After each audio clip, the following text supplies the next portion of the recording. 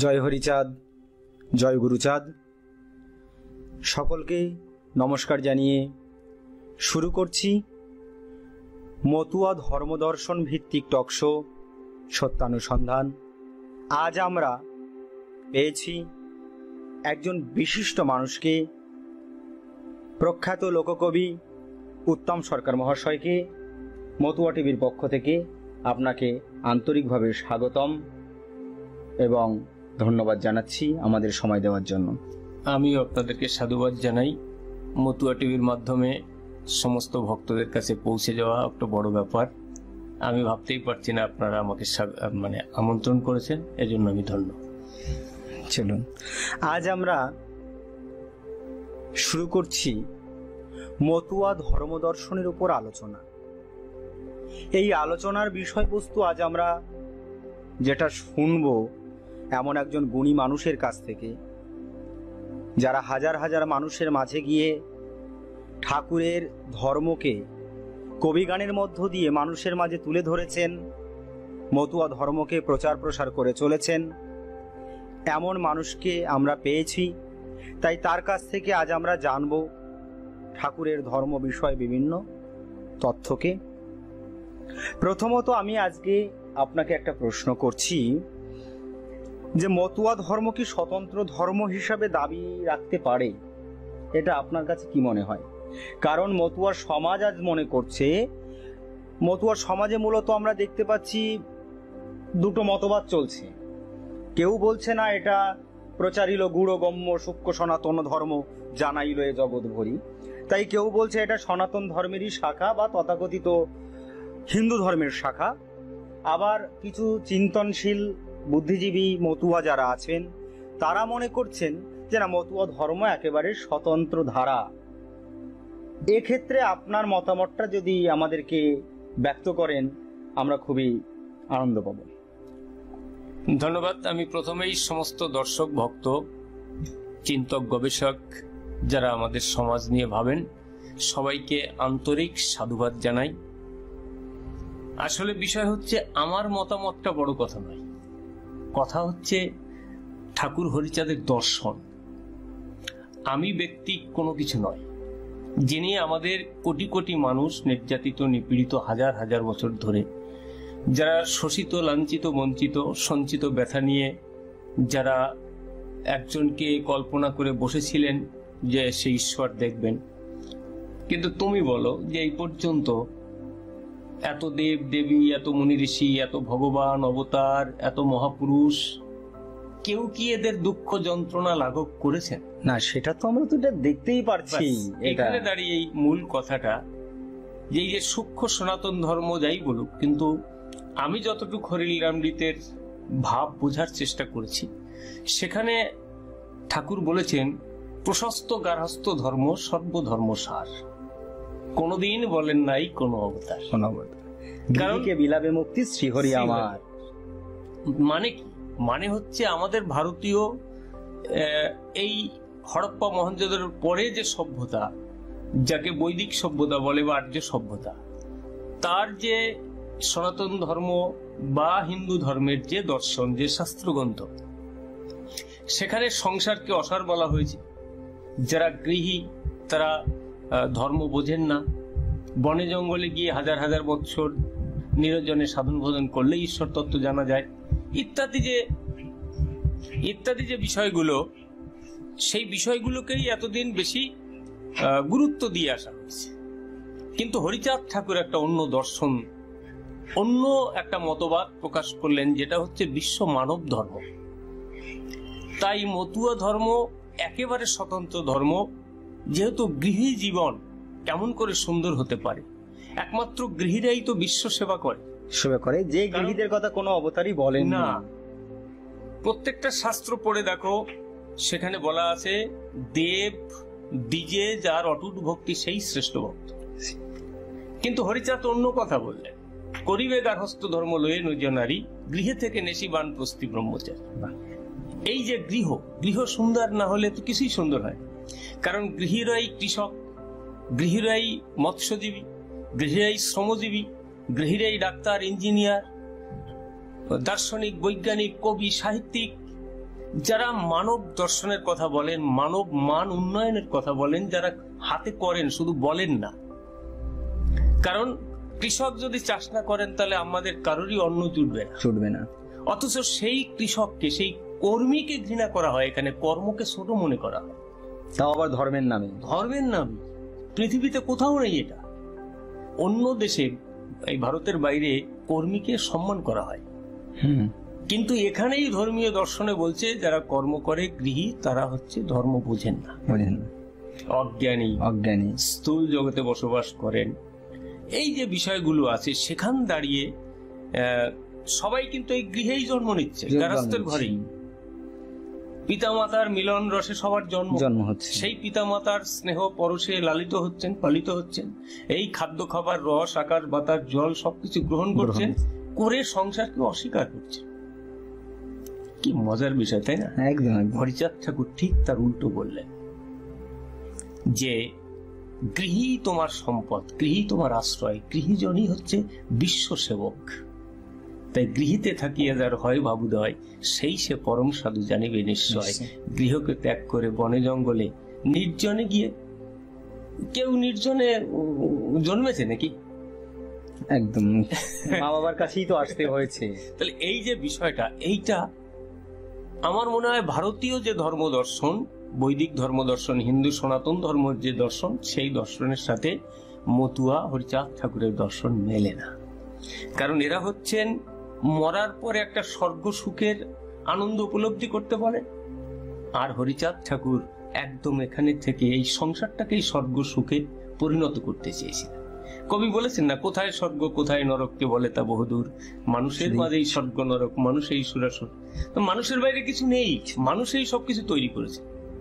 আমি বিশ্বাস করি না যে এই যে, তুমি একটা জিনিস জানো, শিক্ষিত ছেলে তুমি, যে প্রথম যখন পৃথিবী সৃষ্টি, তারপরে যখন আস্তে আস্তে স্থলভাগ, জল ইত্যাদি ইত্যাদি তৈরি হয়ে আস্তে আস্তে জীবের সৃষ্টি, ভূবিবর্তনের ফলে, তো প্রথম যখন মানুষ রূপান্তরিত হলো, মানুষের আবিষ্কার হলো, তখন কোন দেশ ছিল আলাদা? পৃথিবীটাই একটা দেশ, সমগ্র মানব জাতি একটা মানব জাতি, কোনো আলাদা ছিল না। উলঙ্গ থাকতেন, পাহাড়ের গুহায় কাঁচা মাছ মাংস খেতেন, মাছ ধরতেন। তারা ঝড় জল জঙ্গলে সবার সাথে, প্রকৃতির সাথে লড়াই করে। এটা তো তাও আরো অনেক পরে, প্রথমে তো মানুষ হাতের ব্যবহারই করতে পারতেন না, চার হাত পায়ে হাঁটতেন, অমুক তমুক। আমি বলছি ক্রমবিবর্তনের ফলে যেটা হয়েছে, এটা তো বাস্তব ইতিহাস। তো তখন দেখেন কোন দেবতা, কোন ভগবান, কোন মুনি ঋষি কারোর দেখেন কেউ কৃপা করছে না। এই যেরকম বলা হয় বিশ্বকর্মা সবকিছুর মূলে, এই স্টুডিওটা তৈরি করেছে বিশ্বকর্মার পুজো দেয় না, তিনিই নাকি প্রথম ইঞ্জিনিয়ার। দেখুন, ওই অসহায় মানুষগুলোদের জন্য কিন্তু কোনো ভগবান বিশ্বকর্মাকে বলেননি যে তুমি এদের মাল্টি স্টোরি বিল্ডিং তৈরি করে দাও, তাহলে তো তাদের সেই জলে জঙ্গলে আগুনে পুড়ে মরতে হতো না। তো সেখান থেকে আসলে মানুষই সব তৈরি করেছে। মানুষ প্রকৃতির সাথে লড়াই করে তাদের প্রয়োজনে আগুন জ্বালানো শিখেছে, ঘর বানানো শিখেছে, বস্ত্র তৈরি করা শিখেছে, চাষ করে। তার মানে আপনি এটাই বোঝাতে চাইছেন যে এটা স্বতন্ত্রতা রয়েছে, মানে যাদেরকে যুগ যুগ ধরে ধর্মের নামে যাদেরকে কোনো মর্যাদা দেওয়া হয়নি, সেই মানুষগুলোকে মর্যাদা দিয়ে তাদের উপযোগী করে একটা ধর্ম হরিচাঁদ ঠাকুর প্রবর্তন করলেন। আসলে মানুষই সব করেন, তো মানুষকে সম্মান এখনো পর্যন্ত ধর্ম যারা তারা দেননি। তারা এর বাইরে একটা শক্তিকে বা কোনো ব্যক্তিকে তারা বলছেন এই শ্রেষ্ঠ, তোমরা সবাই তার দাস। তুমি আগের জন্মে যে পাপ করেছো, এই জন্মে তার ফল ভোগ করছো। তার মানে হচ্ছে কি, মানুষকে শোষণ শাসন করে রাখার একটা হাতিয়ার।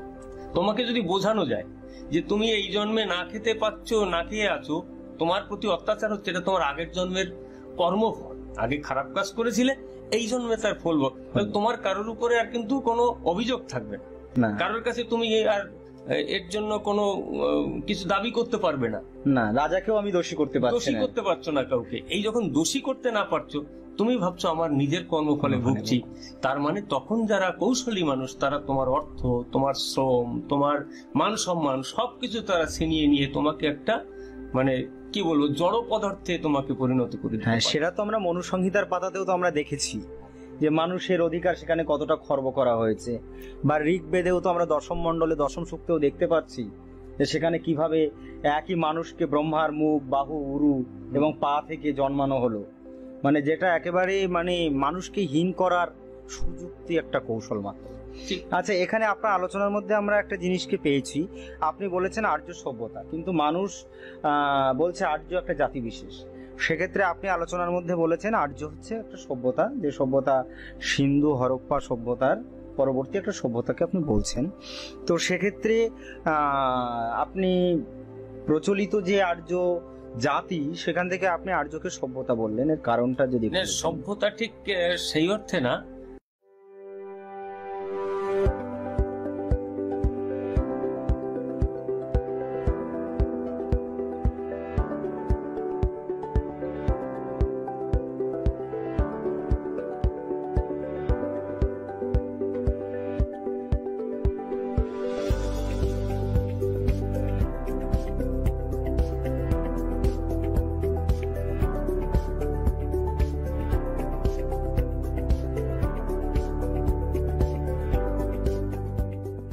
হ্যাঁ, যেটা বলছিলে তুমি যে আর্য সভ্যতা না জাতি বিশেষ, আসলে আর্য একটা জাতি বিশেষই, যারা বহু সংখ্যক মানুষ বিভিন্ন জায়গায় যাযাবরের মতন জীবনযাপন করত।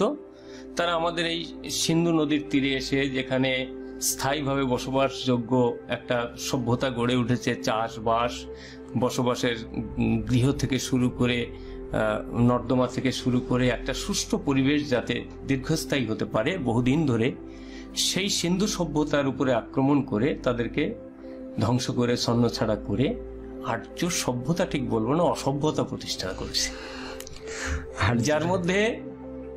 যার মধ্যে বর্ণবিদ্বেষ, নারী পুরুষে বিভেদ, মানুষে মানুষে বিভেদ, মানুষ একজনকে ছুলে একজন অস্পৃশ্য হয়ে যায়, একজনের জাত চলে যায়, এই যে বিষয়গুলো, এইটা ভারতবর্ষের কোনো কালচার ছিল না, ভারতীয় এই দর্শনই নয়। তো সেই অমানবিকতা এনে প্রতিষ্ঠা করা, সেটাকে সভ্যতা বললে সভ্যতা, অসভ্যতা বললে অসভ্যতা। আচ্ছা, তাহলে এখানে বিষয়টা হচ্ছে, তার মানে এই যে ধর্মীয় যে গোড়ামি বা কুসংস্কার যেটা শুরু হলো মূলত খ্রিস্টপূর্ব 1500 শতকে আর্যরা এই ভারতভূমি আসার পরে থেকেই শুরু হয়েছিল।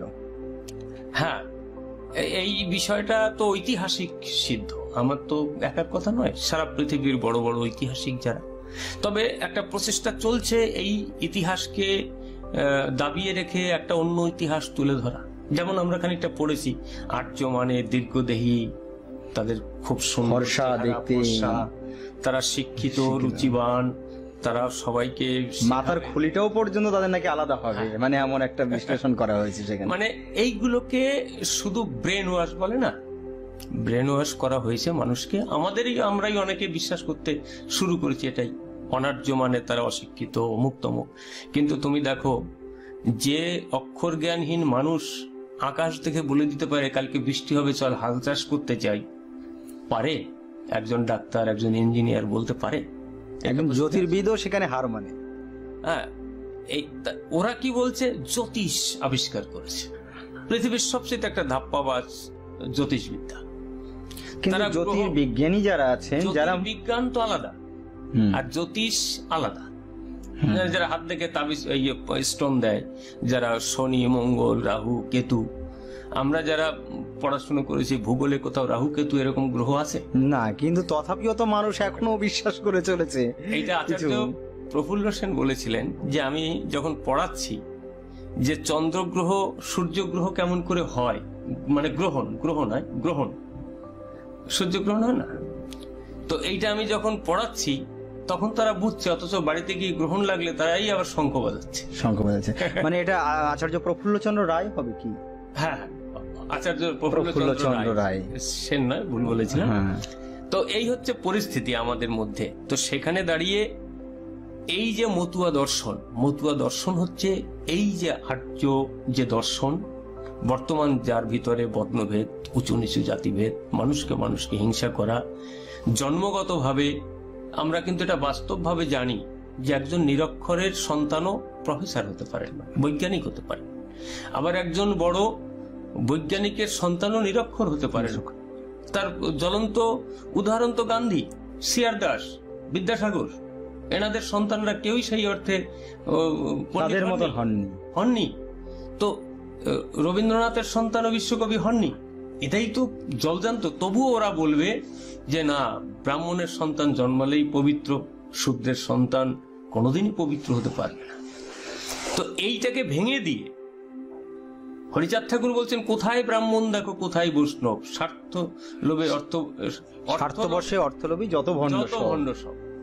তো এই যে বিষয়গুলো আছে, একটা মারাত্মক বিষয় সেই সময় যখন মধ্যযুগের পরেই আধুনিক যুগের শুরু বলা যেতে পারে, কিন্তু তখনও আমি বলবো গ্রামে গঞ্জে মধ্যযুগই চলছে। এখনো চলছে বলা যেতে পারে, এখনো চলছে। এখন চলবে না। চাঁদে চন্দ্রযান পাঠাচ্ছে নারকেল ফাটিয়ে আর তিলকের ফোঁটা দিয়ে বিজ্ঞানীরা। তাই এই সময়ে যদি এই জিনিস হয়, বৈদিক মন্ত্র উচ্চারণ করে চাঁদে পাঠাচ্ছে চন্দ্রযান, সেখানে গিয়ে ভেঙে পড়ছে।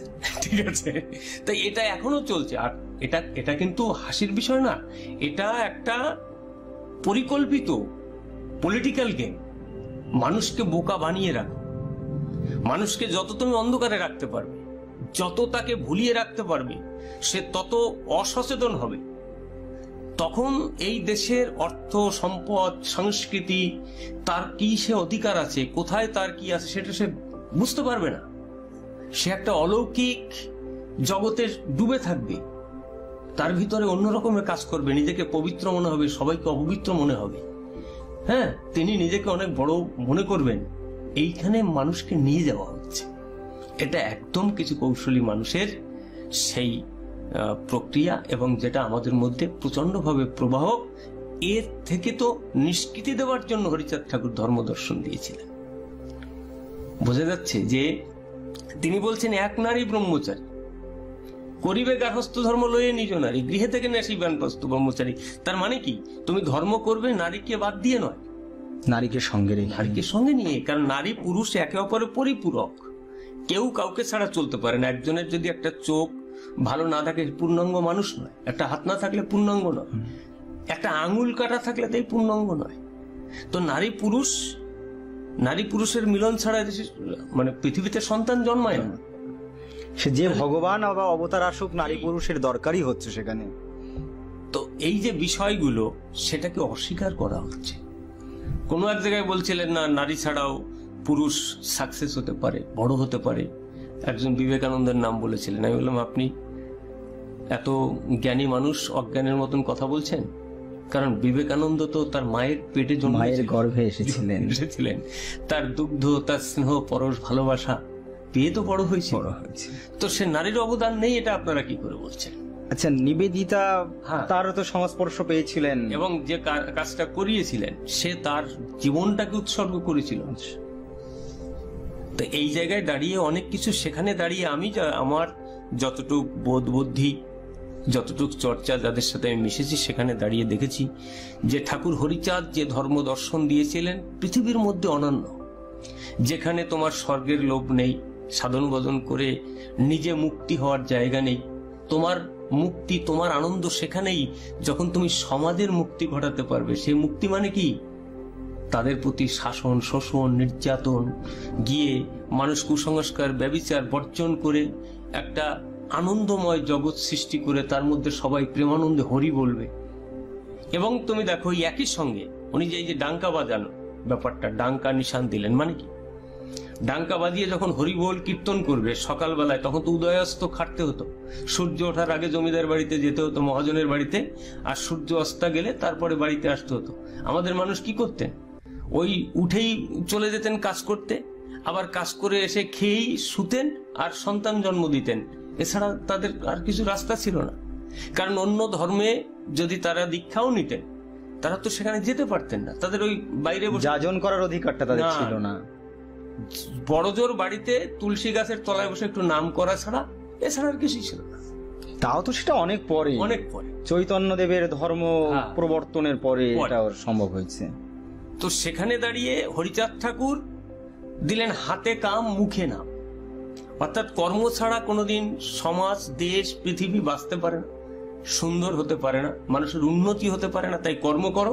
আর নাম মানে কি? এই যে হরিনাম, আমরা হরিনাম যখনই করব হরিচাঁদের কথা মনে পড়বে। একটা পবিত্র মানুষের কথা যদি চিন্তা করা হয়, তাহলে তোমার মনে কোনো হিংসা, বিদ্বেষ, মানুষের ক্ষতি করার চিন্তা জায়গা পাবে না। তা যখনই তোমার সেইটা থাকবে না, তখন ওই হাতে কাম মুখে নাম। যখন তোমার মনে সেই পবিত্রতা থাকবে, যে কর্ম করবে সেই কর্ম মানুষের কল্যাণে আসবে। যেটা আমি বলতে চাচ্ছিলাম, যে ওই যে সকালে উঠে 1 ঘন্টা কীর্তন করে লাফিয়ে লাফিয়ে ডাঙ্কা বাজিয়ে যে যাওয়া, এটা শরীরে ওই যে এখন বলে না ডাক্তারের কাছে গেলে 4টের সময় উঠে হাঁটবেন, তাহলে হরিচাঁদ ঠাকুর সেই সময় তো এই আধুনিক মানে চিকিৎসা ব্যবস্থায় বিজ্ঞানী তো আবিষ্কার হয়নি, তাহলে তিনি কত বড় বৈজ্ঞানিক ছিলেন। যে আমার মানুষ সব গরিব পরের বাড়িতে খেটে খায়, অর্থাৎ ওই সময় তার 4টে যদি কাজে 3টে উঠে 1 ঘন্টা ডাঙ্কা বাজাবে, লাফাবে, তাহলে তার ব্যায়াম হবে, মানসিক সৌন্দর্য থাকবে, এবং কাজ থেকে বাড়িতে এসে আবার 1 ঘন্টা কীর্তন করবে, সারাদিন যে কষ্ট করেছে তার সেগুলো যে টক্সিনটা সেটা বেরিয়ে যাবে, সুন্দর শরীর গঠিত হবে। আর মেডিকেল সায়েন্স কি বলছে? হেলথ ইজ ওয়েলথ, স্বাস্থ্যই সম্পদ। স্বাস্থ্য যদি ভালো থাকে তাহলে গাছতলায় বসে তুমি সুস্থ জীবনযাপন করতে পারবে, আর যদি তোমার শরীর অসুস্থ থাকে 10 তলায় বসেও তুমি কিন্তু সুখ পাবে না।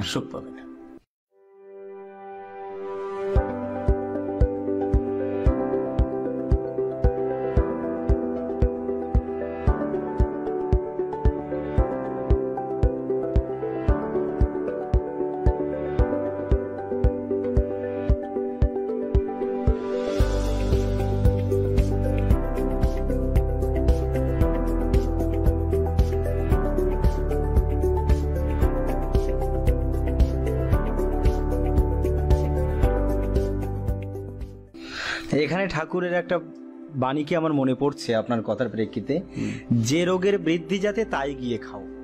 যদি তুমি রোগে মুক্তি চাও তো যে রোগের বৃদ্ধি তোমাকে তাই খেতে হবে। ঠাকুর এই পরামর্শটা দিলেন ভক্তদেরকে। তো সেক্ষেত্রে তো আপনার সেই আধুনিক বিজ্ঞান ও বর্তমান চিকিৎসা বিজ্ঞান সেই থিওরির উপরেই তো বর্তমান আজ দাঁড়িয়ে আছে অনেকাংশে, এটা তো বলা চলে। হ্যাঁ অবশ্যই, কারণ তুমি দেখো এখন ডাক্তারের কাছে জ্বর নিয়ে গেলে তিনি বলে স্নান করো, ভাত খাও, কিন্তু আমরা দেখেছি 20 বছর 25 বছর আগে 50 বছর আগে কিন্তু তা বলতেন না। কিন্তু ঠাকুর 200 বছর আগে এই একই ব্যবস্থা দিয়েছে। 101টা ডুব দিয়ে জ্বর হলে স্নান করো, তারপরে কাঁচা মরিচ দিয়ে পান্তা ভাত খাও, তেঁতুল দিয়ে কাঁচা দধি খাও, যখন কলেরা হতো ওই গরমের সময় আসলে জল ফুটিয়ে খাও, একদম বিজ্ঞান। তাহলে কাঁচা আমের টক খাও, তাহলে পরিষ্কার পরিচ্ছন্ন থাকো, যত্রতত্র মলমূত্র পরিত্যাগ করো না। এই যে মানে টোটালটাই হচ্ছে বিজ্ঞান, একটা বৈজ্ঞানিক ভিতের উপরে মতুয়া ধর্ম প্রতিষ্ঠিত। তার মানে মতুয়া ধর্ম হচ্ছে বিজ্ঞান ভিত্তিক এবং স্বতন্ত্র ধর্ম, যেটা আমরা মতাদর্শের উপরে বুঝতে পারছি, আপনার আলোচনা শুনে বুঝতে পারছি। কিন্তু আপনি যখন এটা বলছেন, কিন্তু আমরা অনেক ভক্তই আছি যারা আমরা এটা বিশ্বাস করি যে প্রচারিল গুড়গম্য সূক্ষ্ম সনাতন ধর্ম জানাইল এ জগৎ ভরি, বা ভক্ত রামভরতের আগমন পর্বে শ্রীহরি লীলামৃতে লেখা আছে যে এক মানুষ শ্রীধামে গমন করছেন যার দ্বারা সূক্ষ্ম সনাতন ধর্ম রক্ষা পাবে। তো সেক্ষেত্রে যারা এই চিন্তাধারায় বিশ্বাসী, আপনার ক্ষেত্রে তাদের বোঝাবার জন্য আপনি কোন যুক্তিকে ব্যবহার করতে পারেন? আসলে যুক্তি তো ঠাকুর নিজেই দিয়ে গেছে, আমার তো ব্যক্তিগত যুক্তির কোনো মূল্য আমি মনে করি না। ঠাকুর নিজে তিনি অনেককে তৈরি করেছিলেন সেই সময়, অনেককেই তিনি সবাইকে দিয়েই কাজ করেছেন, কিন্তু তিনি শেষে কি বললেন? আমি গুরুচাঁদের মধ্যে থাকব। কেন? আমার যে কাজ তা পরিপূর্ণ করবে গুরুচাঁদ। উনি এত মানুষ, এত গোসাই পাগল, তাদেরকে দিয়ে প্রচুর কাজ করিয়েছেন, সমাজেরই কাজ। তারপরে উনি বুঝলেন যে এটাকে পরিপূর্ণতা লাভ করতে পারবেন গুরুচাঁদ ঠাকুর। তাই তো বললেন সমস্ত ভক্তকে যে তোমরা কান্নাকাটি করো না, গুরুচাঁদের কাছে গেলেই তোমরা আমাকে পাবে। অর্থাৎ আমার যে চিন্তাধারা, আমার যে প্রক্রিয়া, আমি যা করতে চেয়েছিলাম সেটা আমি গুরুচাঁদকে সঠিকভাবে প্রশিক্ষণ দিয়ে গেলাম, এবং আমার এই শুভ যে চিন্তা ওর মধ্যে প্রবাহিত হয়েছে। অর্থাৎ এই নয় যে আমি মরে ওর বুকের মধ্যে বসে থাকলাম, তা না, ওর চিন্তনে মননে নিশি জাগরণে সর্বসময় হরিচাঁদ ঠাকুর ভাব রূপে আমি তারে দেখে থাকলাম টোটালটা। এই যে তা এই যে তার মানে আমরা একটা জিনিসকে এখান থেকে আপনার আলোচনা থেকে পেলাম যে মতুয়া ধর্মের একটা স্বতন্ত্রতা আছে। তো আমরা মতুয়া যে ধর্মের স্বতন্ত্রতা, ঠাকুর নিজের মুখে কোথাও উল্লেখ করেছিলেন এমন কোনো বিষয়ে যদি আপনি জানা থাকে আমাদের একটু জানাতেন। উনি যেরকম দেখেন, যেমন আলাদা ভিন্ন সম্প্রদায় বলেছে, ভিন্ন সম্প্রদায় মোরা মতুয়া আখ্যান। তার মানেটা কি? সম্প্রদায় মানেই আলাদা, একদম। সাম্প্রদায়িক দাঙ্গা বলে না, হিন্দু হিন্দু গন্ডগোলের সাম্প্রদায়িক না, কখনোই নয় বলেন না। খ্রিস্টান মুসলিম হলে সাম্প্রদায়িক বলে, হিন্দু মুসলিম হলে বলে। তার মানে কি? এই সম্প্রদায় মানেই ধর্মচিন্তন আলাদা, একদম। এই সহজ সরল কথাটা অনেকে বিশ্বাস করতে চান না। এমনকি দেবী তীর্থমণির উপাখ্যানের মধ্যেও আমরা দেখেছি যে আমরা আমরা তো হরি বলা হয়ে কেন স্বজাতিকে ভয় পাবো, আমরা তো জাতির বাইরে, আমরা সেটাও তো আমরা হরিলামৃতের পাতেই পেয়েছি। তো সেখানে দাঁড়িয়ে ভিন্ন সম্প্রদায় মানেই আলাদা, এটাই বিষয়। এবং দেখো, স্বতন্ত্র এই জন্য বলছি, যেখানে নারীকে বলা হচ্ছে নরকের দ্বার, হরিচাঁদ ঠাকুর বললেন সমাজে পুরুষ পাইবে যে অধিকার, নারীও পাইবে সমান করিলে বিচার। কারণ নারী পুরুষ একে অপরের পরিপূরক। তাহলে হরিচাঁদ ঠাকুর এই যে ধর্ম দর্শন, সেখানে নারী পুরুষ সমান। তুমি দেখবে যে কলকাতার বড় বড় সাহিত্যিক, লেখক, গল্পকার, যারা তখন নারী যে পুরুষের সমকক্ষ, নারী স্কুলে যেতে পারে, নারীর স্বাধীনতা নিয়ে এরা গল্প নাটকেও লিখতে ভয় পাচ্ছেন তখন। হরিচাঁদ ঠাকুর তখন কিন্তু মহিলা কাছারি করলেন ভক্ত দশরথের বাড়িতে। কেন না, যখন এই হরিচাঁদ ঠাকুর তিনি বলেছিলেন কুকুরের উচ্ছিষ্ট প্রসাদ পেলে খাই, বেদ বিধি শৌচাচার নাহি মানি তাই।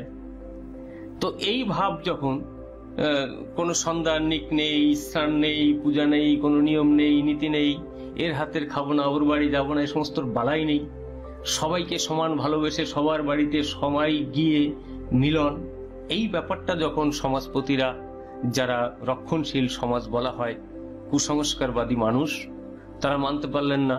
তারা নায়েবের কাছে রিপোর্ট করলেন, নায়েব এসে দশরথের উপরে চড়াও হলেন, হরিচাঁদ ঠাকুরকে বের করে দিয়ে বললেন, উনি রাজি হলেন না। তো তারপরে বললো 10 টাকা তোকে ফাইন করলাম, এবং জুতোর বাড়িও সঙ্গে আছে। হরিচাঁদ ঠাকুর বললেন ওরে 20 টাকা দিয়ে দে, যে 10 টাকায় যদি আমি হরিনাম করার অধিকার পাই, তাহলে 20 টাকা পেলে তো আর অসুবিধা নেই। তার মানে ঠাকুর সংঘাতে যেতে চাইলেন না, কিন্তু তার চেয়ে একটা চরম সংঘাত করলেন যে তোরা আসলে যে ভুল পথের মানুষ, তোরা নিজেরা যে আসলে অপরাধী, সেটাকে প্রমাণ করে দিলেন। এবং ওই যে জুতোর বাড়ি, সেইটা হরিচাঁদ ঠাকুরের পিঠে ধারণ করাকে নিয়ে আসলে এটা একটা মিথ হতে পারে, কিন্তু সেখানে যেটা ঘটালেন, যে মহিলা কাছারি বসেছে সেখানে মহিলা জাজ, মহিলা উকিল, ঠাকুর সেখানে বলছে আমি বিচার চাই, ফরিয়াদি আমি। একজন পুরুষের বিচার একজন মহিলা করতে পারে, সেই সময় সারা ভারতবর্ষে পৃথিবীতে ভাবতে পারছে না। তো সেই সময় দাঁড়িয়ে হরিচাঁদ ঠাকুর মহিলা কাছারি, মহিলা জাজকে দিয়ে জাজমেন্ট করালেন, এবং সে বলছে ওর এই সাজা হবে। এটা ঐতিহাসিকভাবে, এটা যারা এই নিয়ে গবেষণা করেন তারা জানেন যে কত মূল্য, কিন্তু সাধারণ ভক্তরা এটা বুঝতে পারেন না, এর গুরুত্ব বুঝতে পারেন না। তো সেই জায়গায় দাঁড়িয়ে আজকে নিয়ে গবেষণা হচ্ছে, যেখানে আমরা দেখেছি যে নারীর মুখ দেখা পাপ। চৈতন্য মহাপ্রভুর কথা বলছিলে যে সমাজ বিপ্লবে তার একটা কথা বলেন, কিন্তু উনি যখন সন্ন্যাস নিয়েছিলেন তখন নারীর মুখ দেখতেন না। তো এই যে নারীর মুখ দেখতেন না, এমনকি ওনাকে মার মুখও কি উনি দেখেননি? মায়ের মুখটা দেখেছিলেন, মায়ের মুখ, স্ত্রীর মুখ দেখেননি, অন্য মহিলাদের মুখ দেখতেন না। মা তো একটা আলাদা জিনিস, আর বৃদ্ধ হয়ে গেলে ওই একটা আলাদা সাবজেক্ট, সে বিষয়ে আমি যাব না। তো সেই জায়গায় দাঁড়িয়ে যেখানে নারীকে সমস্ত বন্ধনের মূল মনে হচ্ছে, আর উনি সেখানে বলছেন নারী তো বিশ্ব জননী, কারণ নারী ছাড়া তো আমরা কেউ আসতে পারতাম না। তো যেখানে বলছে মায়া, এই দেখো মায়া আর মোহ, আমি কিন্তু মায়ার বিপক্ষে না। মায়া, মমতা, ভালোবাসা, প্রেম, প্রীতি, স্নেহ না থাকলে সে কি মানুষ? কখনোই নয়। তো এখানে মায়াবদ্ধ জীব বলা হচ্ছে, সংসারী। তা মায়াবদ্ধ না হলে সে তো উচ্ছৃঙ্খল হবে, কারো প্রতি কেউ সম্মান করবে না। এই দেখো একই জিনিস, একটা যেখানে একটা শব্দ দিয়ে তাকে ছোট করা হচ্ছে, সেই শব্দটা দিয়েই যদি তুমি বলো না এটাই শ্রেষ্ঠ, তাহলে সেটা শ্রেষ্ঠ হচ্ছে। যেমন মতুয়া বলে গালাগালি দেওয়া হতো, আজকে মতুয়া নামে কেউ কিন্তু কাউকে ঘৃণা ভাবে কথা বলতে পারছে না। সবচাইতে বড় ব্যাপার হচ্ছে, যদি তিনি ভারতবর্ষে না জন্মাতেন, পৃথিবীর অন্য কোনো দেশে জন্মাতেন, বিশ্ব শ্রেষ্ঠ মানুষ হতেন, সারা বিশ্বের শ্রেষ্ঠ 1 নম্বর মানুষ হতেন। যেখানে আমাদের ব্যর্থতা থেকে গেছে, আমরা এই সংস্কৃতি, মানে যে সংস্কৃতি চলছে। আপনার আলোচনার মধ্য দিয়ে এটা স্পষ্ট হলো যে মতুয়া একটা স্বতন্ত্র ধর্ম। তা একটা ধর্মের স্বতন্ত্রতা বজায় রাখতে গেলে কটা বৈশিষ্ট্যের প্রয়োজন হয় মিনিমাম? যেমন তার একটা দর্শন থাকা চাই, তার একজন প্রবর্তক থাকা চাই, তার অনেক অনুচর থাকা চাই, অনুগামী থাকা চাই, তেমনি তার একটা গ্রন্থ থাকা চাই। তারপরে যে পরিবেশ পরিস্থিতি, সেই পরিবেশ পরিস্থিতি অনুকূলে আসা চাই, এরকম অনেক দিক থাকে। তো আমরা দেখেছি যে হরিচাঁদ ঠাকুরের যে ধর্মদর্শন, এর সব কয়টা দিককে ছাপিয়ে গেছে। যা যা থাকা তার চাইতে অনেক বেশি আছে।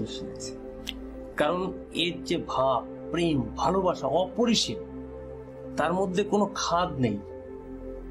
একজন মতুয়ার বাড়িতে গেলে দেখবে সে তার ঘরের দামি শাড়িটাকে পাতিয়ে তার উপরে আপনাকে বলবে যে আপনি এর উপর দিয়ে যান, তার পায়ে গড়িয়ে পড়বে, চোখের জলে ভেসে যেভাবে আপ্যায়ন করবে, তার ঘরে কিছু না থাকলেও সে তার সর্বস্ব দিয়ে, এই যে উদার প্রেম ভাব মানুষের প্রতি, এই যে শ্রদ্ধা ভালোবাসা, কারণ কি হরিচাঁদ ঠাকুর শিখিয়েছে। যেরকম আমরা চৈতন্যের সময় শুনেছি, জীবে দয়া নামে রুচি বৈষ্ণব সেবন, ইহা ছাড়া ধর্ম নাই সনাতন। হরিচাঁদ ঠাকুর বললেন কি, জীবে দয়া নামে রুচি মানুষেতে নিষ্ঠা, ইহা ছাড়া আর যত সব ক্রিয়া ভ্রষ্টা। তাহলে এই যে মানুষের প্রতি নিষ্ঠা সহকারে তাকে ভালোবাসা, আমি সবচাইতে খারাপ, সবাই আমার থেকে ভালো, এইটা যদি সবাই এই ভাবটাকে, তাহলে কেউ কাউকে অভিযোগ করবে, কেউ কাউকে শোষণ করবে, বিবাদ থাকবে না, বিবাদ থাকবে। তাহলে একটা সুন্দর পৃথিবী তৈরি করতে গেলে যা যা গুণ প্রয়োজন, যা যা সম্পদের প্রয়োজন ঢেলে দিয়েছেন হরিচাঁদ ঠাকুর, আমরা নিতে পারি না, সবাই গ্রহণ করতে পারি না আমরা। এটা আমাদের মতুয়া ধর্মদর্শন যদি স্বতন্ত্র হয়, এর সংস্কৃতি বা পূজা পদ্ধতি বা ধর্মীয় আচার অনুষ্ঠান, এগুলোর মধ্যে কি স্বতন্ত্রতা কিছু আছে? অবশ্যই আছে। যেমন দেখলেই তো বোঝা যায় যে আমাদের মধ্যে ওই যে জল ফেলা, ফোঁটা কাটা ইত্যাদি যে নিয়ম নীতি, সমস্ত নেই তো।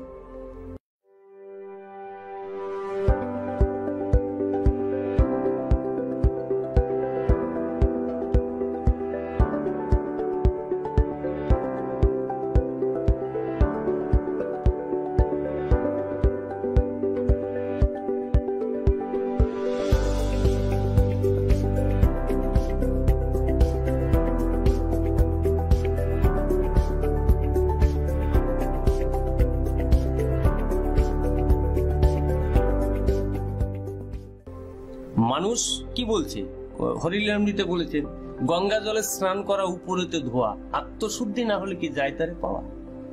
তাহলে আত্মশুদ্ধি, দেহ শুদ্ধি তো একটা প্রয়োজন আছে, রোগ ভোগ জীবাণুর থেকে পরিচ্ছন্নতা প্রয়োজন, কিন্তু মূলত একজন মানুষ পবিত্র হয় কখন, তার মন থেকে, যদি ভেতর থেকে, হৃদয় থেকে যদি আত্মশুদ্ধ হতে হয়। আর তার জন্য লাগে পবিত্রতা।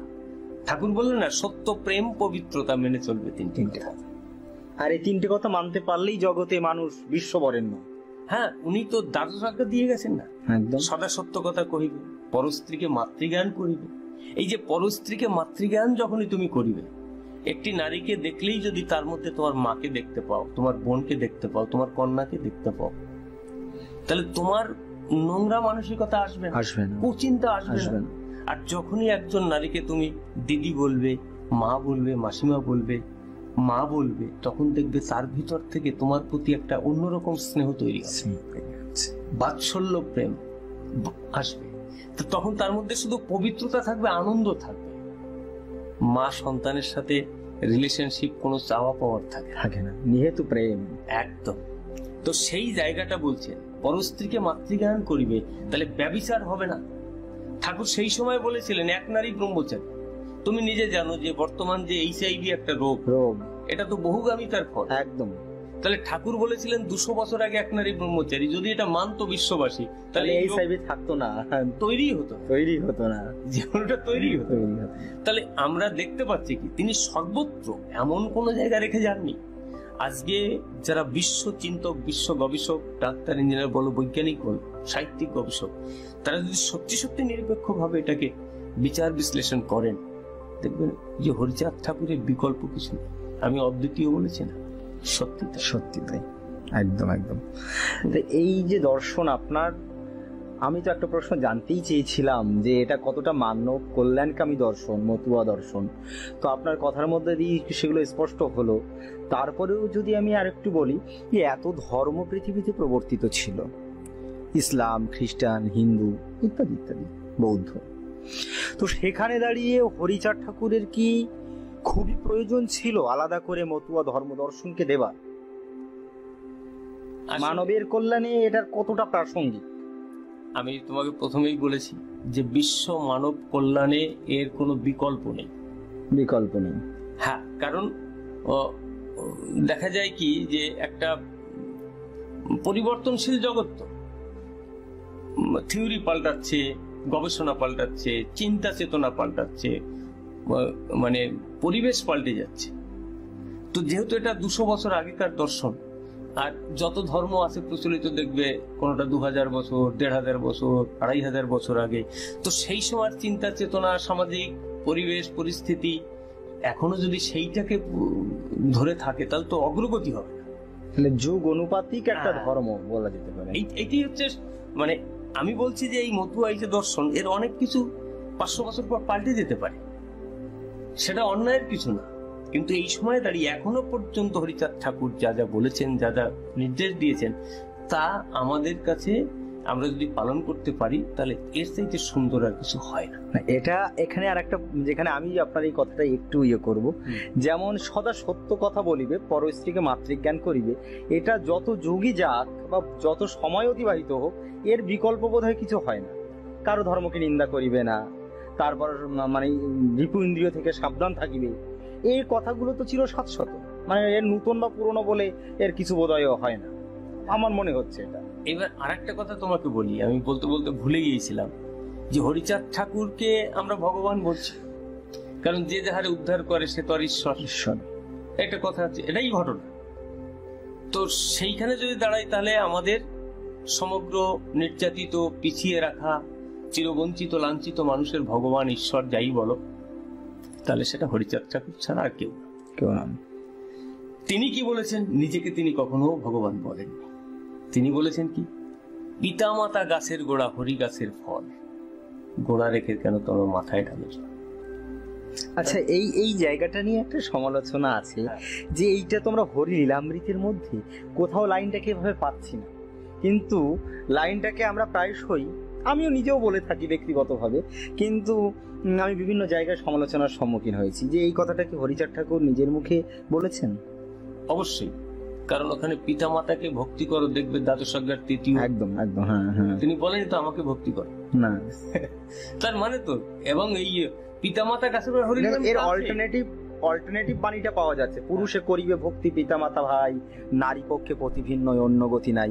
এটা আমরা কিন্তু পেয়েছি ঠাকুরের দ্বাদশ বাণীর মধ্যে একটা বাণী। তো এই যে বিষয়গুলো আছে, তো সেখানে দাঁড়িয়ে হরিচাঁদ ঠাকুর যে পিতামাতার প্রতি যে শ্রদ্ধা ভক্তি করতে বলেছেন, তারপরে বলেছেন কি, কাহারও ধর্মকে নিন্দা করিও না। এই বিষয়টা নিয়ে অনেক একটা বিতর্ক আছে। নিন্দা করতে বলে, কিন্তু যদি সে ধর্ম না হয়, অধর্ম হয়, তার ক্ষতিকারক দিকগুলো বলতে মানা করবে। এখানে আমি আমার যতটুকু, আমি একটু আপনার কথার মধ্যে বাধা দিয়ে বলছি, নিন্দা সমালোচনা বোধ হয় এক জিনিস নয়। না, নিন্দাটা বোধ হয় যে কাউকে কিছু না জেনে কিছু বলাটা নিন্দা। যে আমি একজন ব্যক্তি মানুষ, আমাকে যদি হঠাৎ করে কেউ একটা খারাপ অপবাদ দিয়ে দেয়, সেটা নিন্দা। কিন্তু আমি যে কর্মটা করেছি যদি সেটা কেউ তুলে ধরে, তাহলে সেটা তো সত্য বলা হলো, নিন্দা তো নয় কখনো। এটাকেই অনেকে মনে করেন এই যে সত্য কথাটা প্রকাশ করাই মানে নিন্দার বিষয়। এই অনেক রকমের সমস্যা আমাদের মধ্যে আছে, আমাদের সবকিছু এখান থেকে ওভারকাম করতে হবে, আমাদের এই নিয়েই এগিয়ে যেতে হবে। কারণ সবকিছু যদি সুষ্ঠুভাবে পরিচালিত হতো তাহলে তো আমাদের এই পরিস্থিতি থাকতো না। তো সেখানে দাঁড়িয়ে হরিচাঁদ ঠাকুরের যে ধর্ম দর্শন তুমি দেখো, তিনি নিজে হাতে চাষ করেছেন, ব্যবসা করেছেন, সমাজ কল্যাণে কাজ করেছেন। তিনি কিন্তু পরের অর্থেও নিয়ে নিজে ধনবান হবেন এই ব্যবসা, তিনি ধর্মীয় ব্যবসা করেননি। যদিও বা এখন অনেকে সেগুলোর মধ্যে জড়িয়ে গেছেন, কিন্তু ওনার যে সময়টা ছিল, তো সেই জায়গায় দাঁড়িয়ে হরিচাঁদ ঠাকুরের যে ধর্ম আন্দোলন, যে ধর্ম দর্শন, বিশ্ব মানব কল্যাণে সমস্ত মানুষের, সমগ্র বিশ্ববাসীর যাতে তারা উন্নতি লাভ করতে পারে, সেইটা। মতুয়া মানে হচ্ছে শুধু ডাঙ্কা বাজালাম, মহোৎসব করলাম, হরিনাম করলাম, হরিচাঁদ জয় হরি বল বলে লাফালাম, সেটা মতুয়ার পরিচয়। এটা অঙ্গ, প্রধান অঙ্গ বলা যেতে পারে, কিন্তু সর্বটা নয় না। মূলত যেরকম অনেকে বলেন নামে প্রেমে মাতোয়ারা মতুয়ারা, আমি কিন্তু একটু অন্য রকমের বলার চেষ্টা করি। এটা বোধহয় গুরুচাঁদ ঠাকুর বলেছেন। আর বলি খাঁটি মতো হবে কঞ্জন, যার হবে ধর্মকর্ম উভয় সম্মিলন। একদম। আমি যেটা বলি সেটা হচ্ছে সঠিক হরিচাঁদ গুরুচাঁদের ধর্ম দর্শন নীতি পদ্ধতি যে অবলম্বন করেছে, তিনি খাঁটি একদম, এর বাইরে নয়। আদর্শটাকে আগে মানতে হবে। আদর্শটাকে মানতে হবে। আদর্শহীন জীবন যাপন এটা কোনোদিন ইতর পশুর মতন, গুরুচাঁদ ঠাকুরের ভাষায়। তাহলে এই যে ইতর পশু তো আমরা হতে যাবো কেন?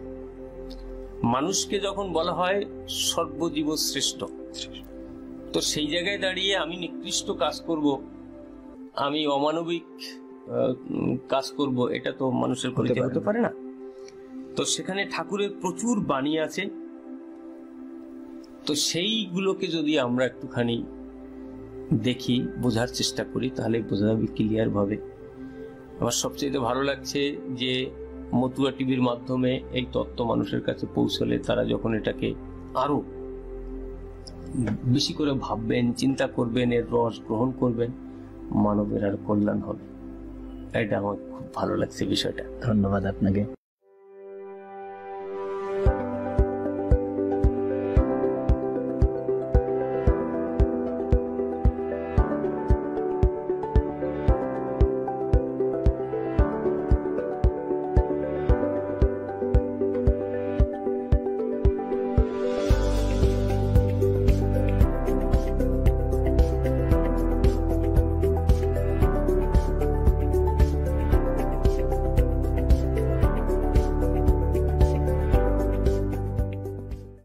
বলছি যে একটা বিষয়, যে মতুয়া ধর্ম কি তো অবিভক্ত ভারতবর্ষে ফরিদপুর জেলা হয়েছিলেন হরিচাঁদ ঠাকুর সফরডাঙ্গা গ্রামে। তো সেখানে দাঁড়িয়ে আজকে ভারত বিভক্ত হয়েছে। মতুয়া ধর্মের প্রচার প্রসার ভারত বাংলাদেশের বাইরে আর কি কোথাও কি এই মতুয়া ধর্মের প্রভাব বিস্তার হয়েছে, বা সেখানে ভক্তরা ঠাকুরের নাম গুণাগুণ কি করতে পেরেছে, এমন কি কিছু জানা আছে আপনার? না, এখন তো সারা পৃথিবীতে আছে। আজকে ইন্টারন্যাশনাল মতুয়া মহাসংঘ, সেটা হচ্ছে আমেরিকাতে হয়েছে, জাপানে হরি মন্দির হয়েছে, একটা স্টেশনের নাম হরিচাঁদ ঠাকুরের নামে আছে।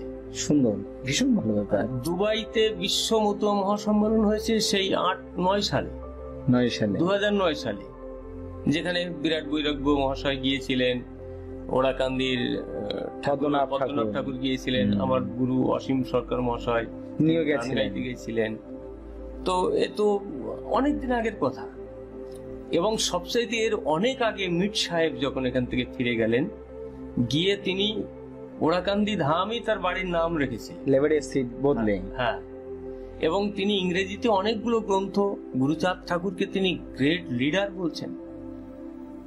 তো মতুয়া দর্শন অনেক আগে, আসলে কি শুধু এনরা না, আরো অনেক ঐতিহাসিক বড় বড় গবেষকরাও লিখেছেন, তারা ইংরেজিতে লিখেছেন, অনেক বিদেশে গবেষণা। কিন্তু আমাদের দেশটা যেহেতু বর্ণ বিদ্বেষ জাতপাতের উপরে মূল্যায়ন হয়, তাই এখানকার কেউ চাননি হরিচাঁদ গুরুচাঁদ এরা সামনে আসুক এরা সামনে যদি আসেন তাহলে আর সবাই চাপা পড়ে যান, কারণ এনাদের যে কর্ম, যে আদর্শ, যে দর্শন, যে মানবিকতা, যে প্রেম, যে ভালোবাসা, তাতে সমস্ত মানুষ তার মধ্যে একাকার হয়ে যাবে। তাহলে সেখানে কোনো বিভেদ থাকছে না, কোনো শোষণ শাসনের জায়গা নেই। আর আমাদের এতদিনের প্রচলিত যে চাপিয়ে দেওয়া সমাজ ব্যবস্থা এটাই ভেঙে যাবে। আর এই রক্ষণশীল সমাজ যারা এই অনৈতিকতা, অসাম্য এইগুলোকে যারা বজায় রাখতে চান এবং এটাকে নিয়ে তারা করে খেতে চান, বিভিন্ন রকমের ব্যবসা বাণিজ্য, তারা চায় সবসময় বিভেদ থাকুক সমাজে। তারা তো এটা চায় না যে এই দর্শন সামনে আসুক। যার জন্যই আমাদের এখানকার সাধারণত যাদেরকে মানুষ চেনে বোঝে, যাদের লেখা, তারা এটা লেখেন, কিন্তু অনেক গবেষকরা লিখেছেন। সেটা যেহেতু আমাদের মানুষ যারা উচ্চ শিক্ষা পেয়েছেন, তারা ছোট থেকে, যেরকম আমরা স্কুলে গেলেই বিদ্যাসাগর পড়ি, রামমোহন শুনি, রবীন্দ্রনাথ শুনি, হরিচাঁদ গুরুচাঁদ সেই অর্থে কিন্তু আমাদের সামনে আসে না। আর এর জন্য আমাদের সন্তানরা সেটা জানতে পারে না। তো সেখানে দাঁড়িয়ে এই জন্য অনেকে আমাদের ঘরের উচ্চ শিক্ষা লাভ করেও তারা হরিচাঁদ গুরুচাঁদের নাম লজ্জায় বলেন না। আচ্ছা, আমি এখানে আপনার কথার মধ্যেই একটু কথা বলছি। মতুয়া ধর্ম, তার মানে বুঝতে পারলাম যে এটা ঠাকুর প্রচলন করেছিলেন, বাট হরিচাঁদ ঠাকুর, গুরুচাঁদ ঠাকুর প্রবর্তিত একটা যুগ ধর্ম। তা এই ধর্ম কে প্রচার করেছিলেন, হরিচাঁদ ঠাকুর না গুরুচাঁদ ঠাকুর, এবং কত সালে সেটা? না, প্রচার তো হরিচাঁদ ঠাকুরই করেছেন। কারণ উনি 1812 সালে ওনার জন্ম, 11ই মার্চ। তো উনি 30 সালে এই নিশান ডাঙ্কা দিলেন। কারণটা কি দেখবে, হরিলীলামৃতে বিদ্রোহী বালক হরিচাঁদ বলে একটা উপাখ্যান আছে। কারণ কি, ওনার বাবা ছিলেন আচারী বৈষ্ণব, গৃহী বৈষ্ণব, শুদ্ধাচারী গৃহ বৈষ্ণব ছিলেন। কিন্তু তার যে গুরু ভাইরা, তারা ওনাদের বাড়িতে আসতেন, রান্নার ব্যবস্থা করে দিতেন, তারা খেয়ে উচ্ছিষ্ট রেখে গেলে তাই এনারা গ্রহণ করতেন, প্রসাদ ভোজি। হ্যাঁ, তো হরিচাঁদ ঠাকুর এটাই ছোটবেলা থেকে মানতে পারেননি যে আমাদের চাল ডাল তরি তরকারি, আমাদের ঘর, আমাদের বাড়ি, সবকিছু আমরা দরকারি জিনিস সব প্রস্তুত করে দেব, ওরা শুধু রান্না করে আলাদা করে খেয়ে উচ্ছিষ্ট রেখে যাবে, তাই আমাদের ভক্ষণ করতে হবে। তো এইগুলো উনি তখন বলেছিলেন যে বাবা এগুলো ঠিক না। তো ওনার পিতা যশবন্ত ঠাকুর, উনি যখন ওনাকে করতে চাইতেন, বাচ্চা তো ওখানে লেখা আছে দেখবেন, হরির কথা শুনে পিতা দেয় দণ্ড, ডেকে বলে হরিচাঁদ ও বেটারা ভণ্ড, এই যে ব্যাপারটা আছে। তাহলে তিনি সেই সময় থেকে প্রতিবাদী। কতটুকু 5 বছরের বালক ভাবা যায়। তো তিনি আস্তে আস্তে যখন মাঠে তার সাঙ্গপাঙ্গ নিয়ে গরু রাখা থেকে শুরু করে, দেখবে যেখানে ভর পড়ে, এই যে জিনে ধরা, ভূতে পাওয়া, দেবতার ভর, সবই তো হচ্ছে ধান্দাবাজ। একদম। তো এর বিরুদ্ধে সেই সময় গিয়ে হরিচাঁদ যেখানে যেত, ওর একটা সাঙ্গপাঙ্গ নিয়ে ভর ঠর সব চলে যেত। উনি কি করলেন না, মানুষের তখন প্রচুর অন্য সমস্যা আছে, রোগ আছে, ভোগ আছে। তখন এই আধুনিক চিকিৎসা ব্যবস্থা শহরের দিকে একটু সামান্য থাকলেও তখন ওই জড়িবুটি দিয়ে হতো, গ্রামের দিকে একদম নেই। তো সেইখানে দাঁড়িয়ে উনি দেখবে যে মানে রোগ মানুষকে মৃত্যু পথ থেকে ফিরিয়ে আনা, কতখানি চিন্তা চেতনা থাকলে তার কোনো ল্যাবরেটরি নেই, কোনো গবেষণা নেই, কিছু নেই, সেখানে দাঁড়িয়ে তিনি আবিষ্কার করছেন পান্তা ভাত, কাঁচা লঙ্কা, তারপরে তেঁতুল, তারপরে ডুবিয়ে স্নান করা, পয় পরিষ্কার থাকা, তার সঠিকভাবে জীবনযাপন করা, হ্যাঁ, কেমন করে গার্হস্থ্য জীবন, কেমন করে ইন্দ্রিয়কে সংযমে রাখা। গুরুচাঁদ ঠাকুরকে বিবাহ দিয়ে তাকে কাছে ডেকে বাবা নিজের সন্তানকে বাবা বোঝাচ্ছেন, কতটা আধুনিক চিন্তাশীল। যেটা এখন বলছে যে ছেলে মেয়ে একটু বড় হলে তার সাথে খোলামেলা আলোচনা করতে হয়, তাই না? এই যে জীবনশৈলী শিক্ষার বিষয়টা নিয়ে এরকম আসছিল না, তো সেটা এখন বলছে। আর আজ থেকে 200 বছর আগে হরিচাঁদ করেছে। তাহলে এরা কত পিছনে, তার সাথে কত ব্যাকডেটেড। 200 বছর আগে যা হরিচাঁদ ঠাকুর বলে গেছেন, করে গেছেন, আমরা আজকে নতুন করে তাই শিখছি। আচ্ছা, এখানে দাঁড়িয়ে আমি একটা প্রশ্ন করছি, যেহেতু আপনি বিদ্রোহী বালক হরিচাঁদ অধ্যায়টিকে আপনি তুলেছেন, ওখানে একটা লেখা আছে, যখন বৈষ্ণবরা আসতেন তো হরিচাঁদ ঠাকুর বাদী আর কয় ভাই এবং তার পিতামাতা, ঠাকুরের পিতামাতা গিয়ে বৈষ্ণবদের শ্রীচরণে লুটিয়ে পড়ছে, তাদের পায়ের ধুলা গায়ে মাখছে, একটা ভক্তিগত ভাব। সেখানে যশবন্ত ঠাকুর বলছেন যে মানে তুমি রজ মাখো, তুমি ধুলা মাখো। হরিচাঁদ কে বলছেন যে বাবা তুমি বৈষ্ণবের পায়ের ধুলা নাও। তখন সে কথার দিকে ঠাকুরের কোনো ভ্রুক্ষেপও নেই, মানে অপাঙ্গে তাকিয়ে তিনি হেঁটে গেলেন। ইঁদুরের তোলা মাটি অঙ্গে মাখি তাই, বলে মাখিয়াছি রজ তুমি দেখো না। এখানে ইঁদুরের তোলা মাটি কেন তিনি মাখলেন? এত তো মাটি ছিল, তুলসী তলার মাটি ছিল, রাস্তাঘাটের মাটি ছিল, পুকুর ঘাটের মাটি ছিল, নদীর চরের মাটি ছিল, তা থেকে তিনি ইঁদুরের তোলা মাটি মাখলেন কেন? এই বিষয় যদি আপনি একটু অবগত করাতেন আমাদের। আসলে ঠাকুর এই যে ইঁদুরের মাটি মাখলেন, এর কারণ হচ্ছে ইঁদুর হচ্ছে সংসারী, তার বাচ্চা কাচ্চা নিয়ে ওই ইঁদুরের গর্তে তার খাবার, আগামী দিনে কি খাবে এটাকে তারা সংরক্ষণ করে। কিন্তু বৈষ্ণব তো তা না, তারা পরান্নভোজী, তারা নিজেরা কোনো কাজও করেন না। এই জন্য ঠাকুরের ওই যে কথা আছে না, ভেগধারী বৈষ্ণবকে ভিক্ষা নাই দেবে, ভিক্ষা দিলে ব্যভিচার বাড়িয়ে চলিবে। অর্থাৎ কি, ভেগধারীরা যেমন সংসার করেন না, তেমনি অন্যের বিধবা নিয়ে, ভজন পাত্রী বানিয়ে তারা ব্যভিচারী। তো ঠাকুর এই জন্য বলেছেন যে ওই ইঁদুর, যেহেতু সে সবকিছু খাবার সংরক্ষণ করেন, সন্তানাদি লালন পালন করেন, আদর্শ গৃহী, আর এরা হচ্ছে গৃহ ধর্মের বিপক্ষে বৈষ্ণবরা। তো সেই দিক থেকে আমি বলেছি না, ঠাকুরের কোনো তুলনাই নেই। আমরা যতটুকু বুঝি এর চাইতে আরো অনেক কিছু বাকি থেকে যাবে তার সম্পর্কে। মানে তার জন্য ঠাকুর ইঁদুরের তোলা মাটি মাখছে, যে ওই কর্মী মানুষের পায়ের, মানে সে প্রাণী হলেও তার পায়ের ঠেলে দেওয়া মাটি মাখা যেতে পারে, কিন্তু কর্মবিমুখ মানুষের পায়ের ধুলাও পর্যন্ত ঠাকুর নিতে অস্বীকার করেছে। কত বড় প্রতিবাদী চিন্তাশীল! একদম। আমি বললাম না যে আমরা দুটো কথা দিয়ে তার চিন্তা চেতনাকে আমরা মানুষকে বুঝাতে পারবো না। নিজে বুঝতে গেলেই এ জীবন কেটে যাবে। একটা বিশাল ভীষণ বড় দর্শন। তার মানে মতুয়া ধর্মটা একটা যুগ উপযোগী ভাবে মানুষের দরকার ছিল এর সময়।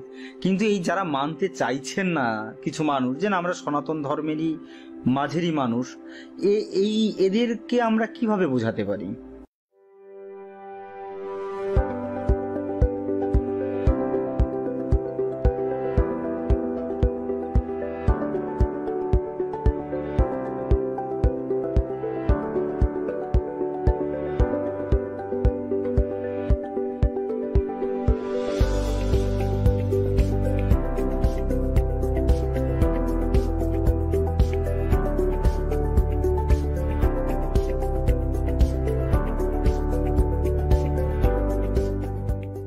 আসলে আমরা তো সনাতন ধর্মের বিপক্ষে বলার আমার কোনো প্রয়োজন নেই।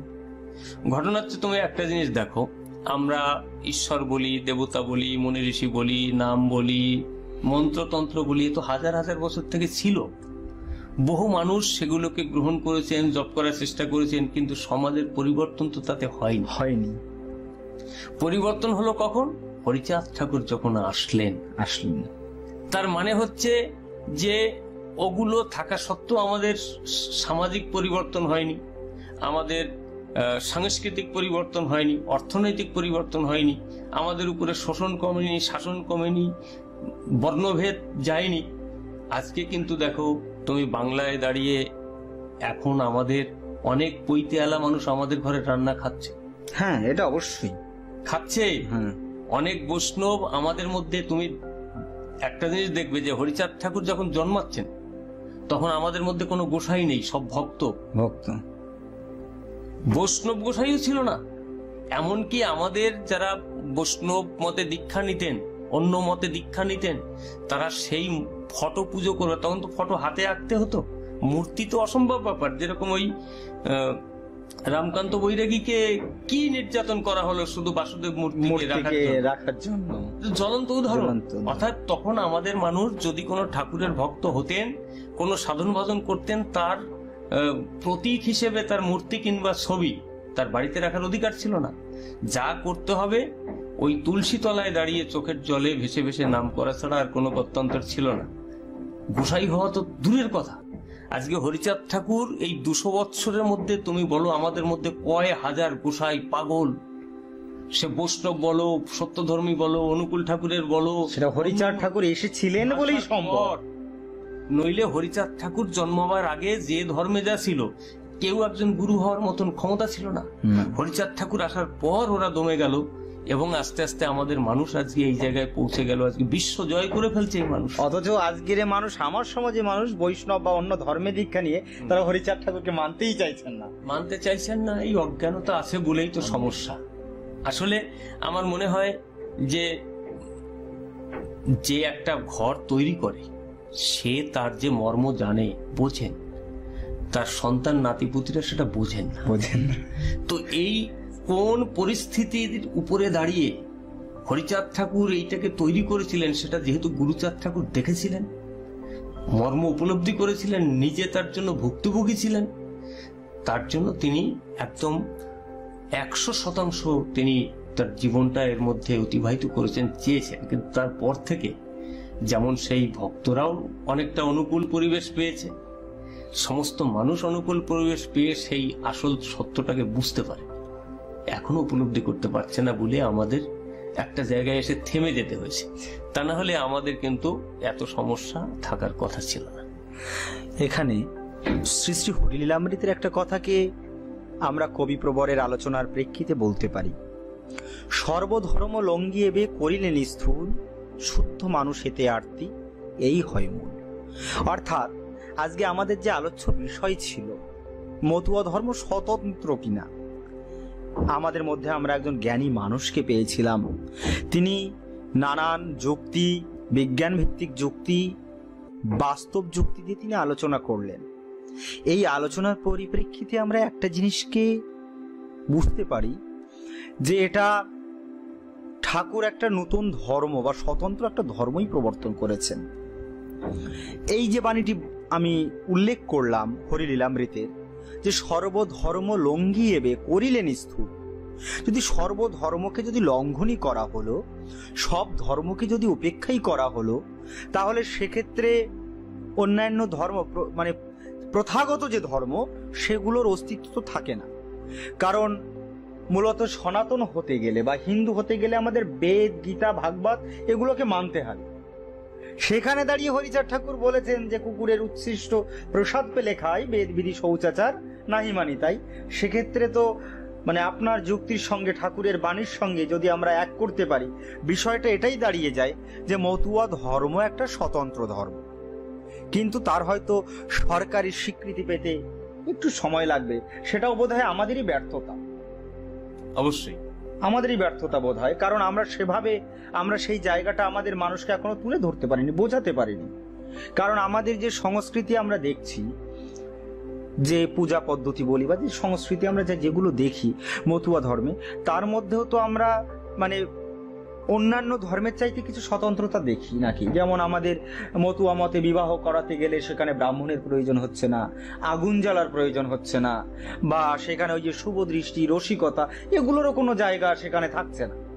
একটা দুটো মনের মিল, ঠাকুরকে সাক্ষী রেখে স্বামী স্ত্রীর মধ্যে একটা পূর্ণ বাঁধনের সম্পর্ক গড়ে তোলা, বা পিতামাতা মারা যাওয়ার পর মানে ব্রাহ্মণ বর্জিত ভাবে ঠাকুরের পায়ে শ্রদ্ধাঞ্জলি দেওয়া। সেক্ষেত্রে তো আমরা এই সমস্ত বিষয়গুলোকেও পর্যালোচনা করলে আমরা একধারে বলতেই পারি যে মতুয়া ধর্মটা একেবারে স্বতন্ত্র একটা ধর্ম।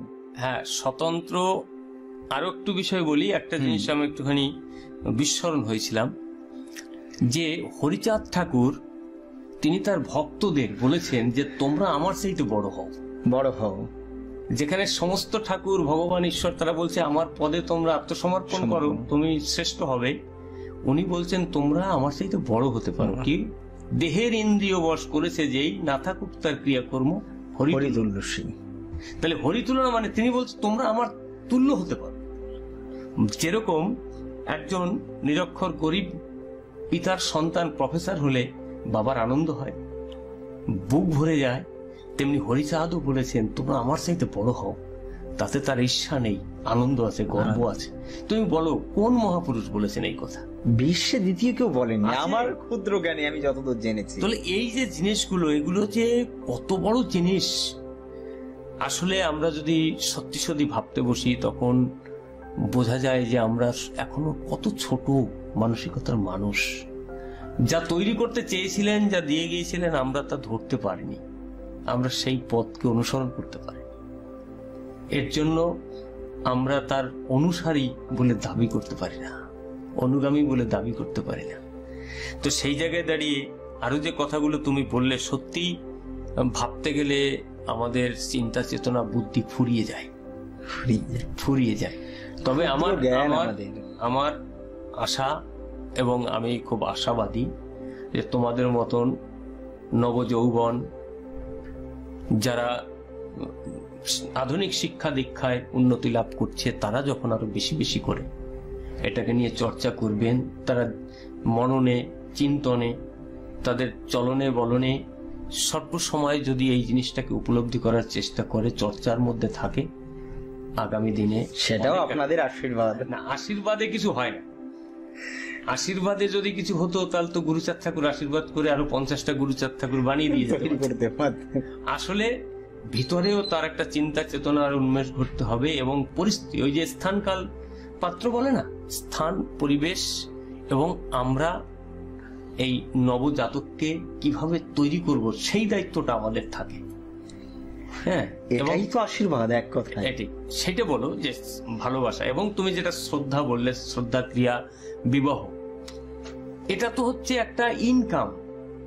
এই যে একটা শ্রেণীর মানুষ, তারা মন্দিরে পূজা পাঠ করাবে, তারা বিয়ে করাবে, তারা শ্রদ্ধা করাবে, তারা বিয়ে করলে বৌমার গর্ভশোধন করবে, মরার পরে 6 দিনে ষষ্ঠী করবে, আবার 6 মাসে মুখে ভাত দেবে, আবার হাতে খড়ি দেবে। মানে টোটালটাই হচ্ছে একটা শোষণ, মানে একটা অর্থনৈতিক ব্যাপার। ব্রাহ্মণ প্রধান মার্কা বিজ্ঞাপন যন্ত্র একটা। একদম। তাহলে এই যে বিষয়গুলো আছে, অতএব এক শ্রেণীর মানুষ, ওই যে বলছিলাম যে এই প্রকৃতির সাথে লড়াই করে আদিম মানুষ আস্তে আস্তে চাষবাস, যখন অর্থ সঞ্চয় করে সম্পদ সংগ্রহ করলো, তখন একদল মানুষ তৈরি হলো, পরজীবী যাদের বলা হয়, যেটা বিবেকানন্দ বলেছেন, পুরোহিত, তাদের লাথি মেরে ভারত থেকে বার করে দাও। এরা হচ্ছে অগ্রগতির বাধা। ঠিক কথা বলেছেন, অনেকগুলো কথা অনেকে ঠিক বলেছেন। বঙ্কিমচন্দ্র ধর্মতত্ত্বে এমন একটা কথা উল্লেখ আছে। রবীন্দ্রনাথ বলেছে, এসো হে ব্রাহ্মণ সূচি করি মন, ধরো হাত সবাকার, এসো হে পতিত করো উপনীত সব অপমান ভার। তাহলে তিনি ব্রাহ্মণকে বলেছে, সূচি করে আসো তোমার মন। তো সেই জায়গায় দাঁড়িয়ে আসলে কি, পিতামাতা মরে গেলে তারপরে এই যে লক্ষ লক্ষ টাকা খরচ করে হাজার হাজার লোককে খাওয়াও, 10টা ব্রাহ্মণ দিয়ে তার যজ্ঞ করাও, মুখ করাও, এতে কোনো কাজ হয় না, কিচ্ছু হয় না। মূলত পিতামাতা জীবিত থাকতে যদি তাকে তুমি সেবা পূজা করো, তাকে খাওয়ানো, যেরকম একটা বাচ্চা ছোটবেলায় অনেক আমরা কত কুচাল করেছি, কত অন্যায় করেছি, বাবার কোলে বসেই তার বুকে লাথি মেরেছি, মায়ের কোলে বসে তার মুখে লাথি মেরেছি তো সেটাকে তারা কিন্তু তাতে রাগ হয়নি, আনন্দ পেয়েছে। সেই বাবা মা বুড়ো হওয়ার পরে, বুড়ো বুড়ি হওয়ার পরে তার যে অন্যায়, সেটা যদি আমি সেইভাবে আনন্দ ভাবে তাকে গ্রহণ করতে না পারি, কারণ বৃদ্ধ হয়ে গেলে পিতামাতা শিশু সমান হয়ে যায়, তাদের বুদ্ধি লোপ পায়, শরীরের শক্তি কমে যায়, চলতে পারে না, বলতে পারে না। তাহলে তখন উচিত আমাদের সেই সন্তানের মতন লালন পালন করা তাদের। এইটাই হচ্ছে মূল বিষয়, এটাই হরিচাঁদ গুরুচাঁদ বলেছেন, হরিচাঁদ এটাই তাদের ধর্ম, এইটাই ধর্ম। সেইটা তুমি করলে না, বৃদ্ধাশ্রমে পাঠিয়ে দিলে, তারপরে তুমি মরার পরে 50 লক্ষ টাকা খরচা করে সারা গ্রামের লোক খাওয়ালে, 10 জন ব্রাহ্মণ, 5 জন নাপিতকে 10,000 দিয়ে দিলে, কি হবে তাতে? এই জন্য মতুয়া মতে শ্রাদ্ধ নেই, শ্রদ্ধা আছে। পিতামাতা কত কষ্ট করে আমাকে লালন পালন করেছে, গায়ের রক্ত জল করে, মাথার ঘাম পায়ে ফেলে, নিজের মুখের অন্ন আমার মুখে তুলে দিয়েছে, নিজে না খেয়ে আমাকে বুকে জড়িয়ে ধরে শান্তি পেয়েছে। সেই পিতামাতা মরে যাওয়ার পর বা তারা কষ্ট পাবে, আমি তাদের দেখবো না, মরার পরে বিশাল করে খাওয়াবো, এ তো কিছু না, কিছু। তো সেই হচ্ছে লোক দেখানো ধর্ম। এবং মরে যাওয়ার পরে শ্রদ্ধা জানাও, শোক পালন করো। তাই আমাদের শোক পালন আছে, শ্রদ্ধা জানানো আছে। আমি আমার সন্তানকে বলবো, বাবা, আমার বাবা এই শিক্ষা দিয়েছে, এইভাবে আমরা চলতে শিখিয়েছে, তোমরা ওইভাবে চলো। তবে না বাবা মাকে শ্রদ্ধা জানানো হবে। শ্রদ্ধা জানানো। তার আদর্শটা আমার পরবর্তী প্রজন্মের মধ্যে প্রবাহিত করা, তবেই তো সেটা। আর এখানে কি না, দুটো কে মন্ত্র পড়লো, কিছু কেউ বুঝলো না, সংস্কৃত অং বং সং টং বলে চলে গেল, কিছুই বুঝতে পারলাম না। কারি কারি টাকা বলছে, তোমার বাবা যে খাটে শুতো সেটা দাও, গরু দাও। একটা মজার ঘটনা ঘটেছিল, আমি 14 সালে বাংলাদেশে কবি গান গাইতে গিয়েছিলাম। তো সেখানে গিয়ে শুনলাম যে এরকম এক গ্রামে পিতা মারা যাওয়ার পর বলছে যে গোদান করতে হবে, তাহলে পরে বৈতরণী নদী পার হয়ে স্বর্গে চলে যাবে। তো যথারীতি ওর গোয়ালের যে বড় গাইটা সেইটাই দিয়েছে, বাবা সম্পত্তি পেয়েছে। তো মাস তিনেক পরে যথারীতি ওই পাশের গ্রামে কোনো কাজে কাছে গিয়ে দেখে সেই গরু ব্রাহ্মণ বাড়ির নিচে জমিতে বাঁধা। ও বলছে তো আমার গাই। ও দড়ি খুলে বাড়ি নিয়ে এসছে। এইবার ওই ব্রাহ্মণ ঠাকুর সন্ধ্যাবেলা এসে খবর পেয়েছে, একজন বলেছে ওই বাড়ির। এইবার ও এসছে, এসে বলছে কি ব্যাপারে, গাই তুমি নিয়ে এসছো? বলছে তো আমার গাই। বলছে আমার গাই তুমি তবে দান করে? বলছে না, তোমাকে তো দান করেনি, তুমি বলেছিলে এই গাইয়ের লেজ ধরে আমার বাবা বৈতরণী পার হবে। তা তোমার বাড়িতে গাই থাকবে কেন? তো বৈতরণী পার হয়ে তো পারে চলে যাবে, স্বর্গে চলে যাবে গাই ওর সঙ্গে। বলছে না, এটা বলছে ও সমস্ত হবে না, ও সমস্ত চালাকি। বাবার নাম করে গাই নিয়ে তুমি দুধ খাবে, ও সমস্ত হবে না। এই যে বিষয়গুলো, আজকাল মানুষ সচেতন হয়ে গেছে। এই অন্ধকারে নিক্ষেপ করা, এটাই হচ্ছে এদের চালাকি, এটাই করে এসেছে। এখান থেকে বেরিয়ে আসা, সত্যকে উপলব্ধি করা, এটাই হরিচাঁদ ঠাকুর চেয়েছিলেন। আমরা এই যুগে দাঁড়িয়ে যদি এখনো সেটাকে উপলব্ধি করতে না পারি এবং সেই পথে ধাবিত হতে না পারি, তাহলে আমাদের ব্যর্থতা, আমরা ঠাকুরকে বুঝতে পারিনি। তার মানে সর্বশেষ আজকে আমরা অনুষ্ঠানের শেষের পর্বে উপনীত হয়ে মাননীয় উত্তম সরকার মহাশয়ের কাছ থেকে, লোককবি তিনি, তার যে যুক্তি বিশ্লেষণ আমরা শুনলাম, আশা করি আমরা প্রত্যেকে বুঝতে পেরেছি যে মতুয়া ধর্মের স্বতন্ত্রতা কোথায়, কেন এটি স্বতন্ত্র ধর্ম। তাই আমরা সেই স্বতন্ত্র ধর্ম হিসাবে মতুয়া ধর্মকে মানব, এটা অবশ্যই আমরা আশা রাখব। এখানে আমরা লোককবি উত্তম সরকার মহাশয়কে পেয়ে আমরা ভীষণ আনন্দিত। মতুয়া টিভির পক্ষ থেকে আজ আমরা মাননীয় লোককবি উত্তম সরকার মহাশয়কে অশেষ ধন্যবাদ জানাচ্ছি আপনার অমূল্য সময় আমাদেরকে দেওয়ার জন্য। আর আপনার যুক্তি, আপনার বিশ্লেষণ আমাদের সহ সমস্ত দর্শকদেরকে অনুপ্রাণিত করেছে, আশা করব। অশেষ ধন্যবাদ আপনাকে। আজকের মতন এখানে আমরা সমাপ্ত করছি। নমস্কার। নমস্কার। জয় মতুয়া টিভির জয়, এবং সমস্ত কলাকুশলী সবাইকে আমি সাধুবাদ জানাই। নমস্কার।